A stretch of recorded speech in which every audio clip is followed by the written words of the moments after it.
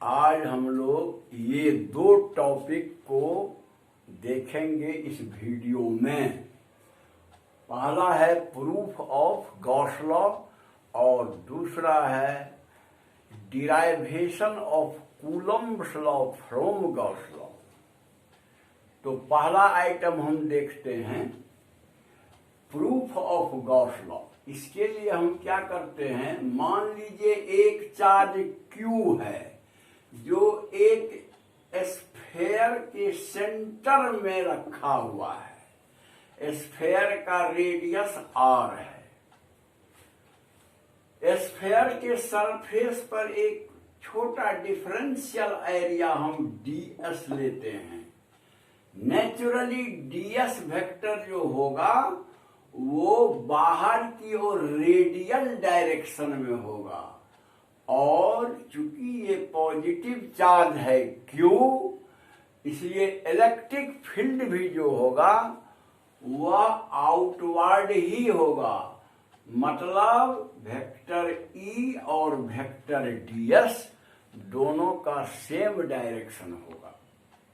तो अब हम सबसे पहले इस चार्ज के कारण ये ds एरिया होकर के कितना फ्लक्स निकलता है उसका कैलकुलेट करें। मान लिया जाए कि वो फ्लक्स है d phi e। क्योंकि एरिया है ds डिफरेंशियल, इसलिए फ्लक्स भी होगा डिफरेंशियल, माने बहुत कम। तो d phi e equal to vector E dot vector ds। क्योंकि हम लोगों ने पहले पढ़ा है कि फाई जो होता है वह इलेक्ट्रिक फील्ड और एरिया का d phi E equal to E dot ds। चूंकि फ्लक्स जो होता है इलेक्ट्रिक फील्ड और एरिया वेक्टर का डॉट प्रोडक्ट होता है। तो इसको जो है हम आगे इसको सॉल्व करके तोड़ देते हैं तो E ds cos 0, क्योंकि E और ds दोनों वेक्टर एक के डायरेक्शन में है, इसलिए cos 0। तो cos 0 1 होता है इक्वल टू E ds। अब हमको है कि खाली ds एरिया से निकला जो फ्लक्स वो है ये टोटल, मतलब जो स्फेयर से कितना फ्लक्स निकल रहा है, ये d phi e को हम जोड़ देंगे यानी इंटीग्रेट कर देंगे। तो total flux phi e equal to integration d phi e equal to integration e ds। अब एक चीज यहां देखने लायक है कि ds तो स्फेयर के सरफेस पर है, हरेक ds का सेंटर से सेम डिस्टेंस है।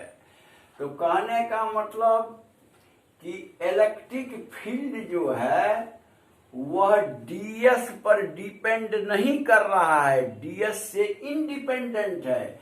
क्योंकि कहीं पर भी हम अगर ds लेते हैं तो इलेक्ट्रिक फील्ड जो है वो मतलब जो अपना रेडियल डायरेक्शन में होगा, वो उस पर डिपेंड नहीं करेगा, उतना ही इलेक्ट्रिक फील्ड का वैल्यू होगा, खाली डायरेक्शन बदलेगा, लेकिन मैग्नीट्यूड सेम रहेगा चाहे ds कहीं भी लीजिए।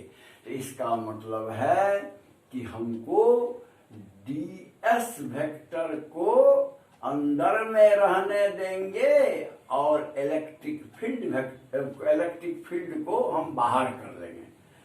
तो ये ऐसा बन जाएगा टोटल phi e, और ये हो गया E into integration ds। Sphere का टोटल मतलब जो सरफेस एरिया होता है 4 pi r², इसीलिए होगा E इंटू 4 pi r²। अब E का वैल्यू Q से R डिस्टेंस पर ds रहता है सब जगह, तो इसका माना R डिस्टेंस पर यानी उस ds पर कितना इलेक्ट्रिक फील्ड है, तो 1/4 pi epsilon not Q by r²। E का वैल्यू हो गया into 4 pi r²। 4 pi cut गया, r² कट गया, बच गया Q/ε0, यानी phi E equal to Q/ε0। यही है ना गॉस लॉ, इसीलिए ये डिराइव हो गया। अब हम दूसरा टॉपिक लेंगे, derivation of Coulomb's law from Gauss law. अब हम डिस्कस करेंगे कूलम्ब्स लॉ कैसे हम गॉस लॉ से प्राप्त कर सकते हैं, यानी derivation of Coulomb's law from Gauss law. तो इसके लिए फोटो तो हम वही यूज करेंगे और जितनी बातें कही गई है उसमें पहले वो बात सब फोटो में वैसे ही है। तो कहने का मतलब सबसे पहले हम इस सरफेस पर एक एलिमेंट डीएस लेके वहां गॉस लॉ से इलेक्ट्रिक फील्ड निकालते हैं। तो गॉस लॉ से इलेक्ट्रिक फील्ड निकालने के लिए फार्मूला तो ये रहा, और वेक्टर को तोड़ दीजिए, E D S cos zero इसलिए कि ई और डी एस वेक्टर दोनों सेम डायरेक्शन में है, इक्वल टू Q/ε0, और ई डी एस क्योंकि कॉस 0 1 होता है तो E D S equal to Q/ε0। अब तो मैंने पहले भी कहा है कि चार्ज अगर सेंटर में हो तो सब सरफेस एलिमेंट जो है सेम डिस्टेंस r पर रहेगा, इसलिए सब जगह इलेक्ट्रिक फील्ड का मैग्नीट्यूड सेम रहेगा। इसीलिए सारे ds के लिए इलेक्ट्रिक फील्ड E का वैल्यू कांस्टेंट है।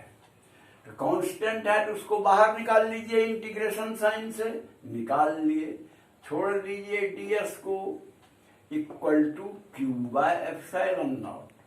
ds को क्यों छोड़ दीजिए तो इसको ठीक से समझिए कि ds वेरिएबल है, डिफरेंशियल s है, इसीलिए उसको हमको इंटीग्रेशन करना पड़ेगा। और ई ds इंटीग्रेशन का मतलब स्फेयर का पूरा एरिया यानी 4πr² इक्वल टू Q/ε0, और E इक्वल टू 1/4πε0 Q/r²। कहने का मतलब जहां हमने ds लिया है वहां पर इलेक्ट्रिक फील्ड का वैल्यू ये है।